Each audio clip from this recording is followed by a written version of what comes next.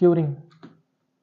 तो क्यूरिंग एक ऐसा प्रोसेस होता है जिसमें हम फ्रेशली हार्वेस्टेड जो वेजिटेबल्स एंड फ्रूट क्रॉप्स होते हैं उनको होल्ड किया जाता है under specific conditions of temperature and humidity.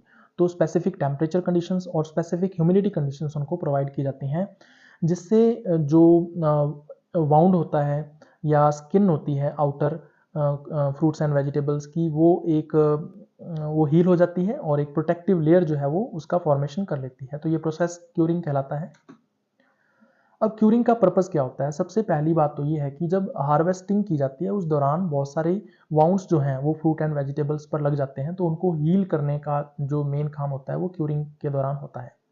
दूसरा है, जब हम स्टोरेज करते हैं तो उस दौरान वाटर लॉस होता है फ्रूट्स एंड वेजिटेबल्स का, तो उसको रिड्यूस करने के लिए हम इसकी क्यूरिंग करते हैं। तीसरा है, जो फ्रूट एंड वेजिटेबल्स हैं वो माइक्रोबियल इन्फेक्शन उस पर हो सकता है जिससे उनमें रॉटिंग हो सकती है, तो इसको प्रिवेंट करने के लिए हम क्यूरिंग करते हैं। इसके अलावा जो मार्केटेबिलिटी है या मार्केट वैल्यू है फ्रूट एंड वेजिटेबल्स की, इसके अलावा जो शेल्फ लाइफ है फ्रूट्स एंड वेजिटेबल्स की, उसको इम्प्रूव किया जाता है क्यूरिंग के द्वारा।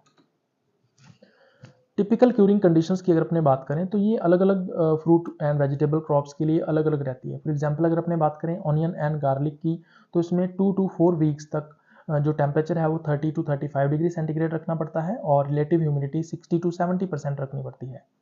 उसी तरह से पोटैटो के लिए 7 to 14 डेज तक जो टेम्परेचर है वो 15 to 20 डिग्री सेंटीग्रेड रखना पड़ता है और रिलेटिव ह्यूमिडिटी 85 to 95% रखनी पड़ती है। स्वीट पोटैटो की अगर अपने बात करें तो इसमें 4 to 7 डेज के लिए जो टेम्परेचर है वो 29 to 32 डिग्री सेंटीग्रेड रखना पड़ता है और रिलेटिव ह्यूमिडिटी 85 to 90% रखनी पड़ती है। मेथड्स ऑफ क्यूरिंग की अगर अपने बात करें तो दो तरह की मेथड्स होती हैं, natural and artificial. Natural curing में हम क्या करते हैं, जो हार्वेस्टेड फ्रूट्स एंड वेजिटेबल्स होते हैं उनको हम एक्सपोज करते हैं सनलाइट के अंदर directly for the few days के लिए, जिससे उनकी क्यूरिंग हो जाती है।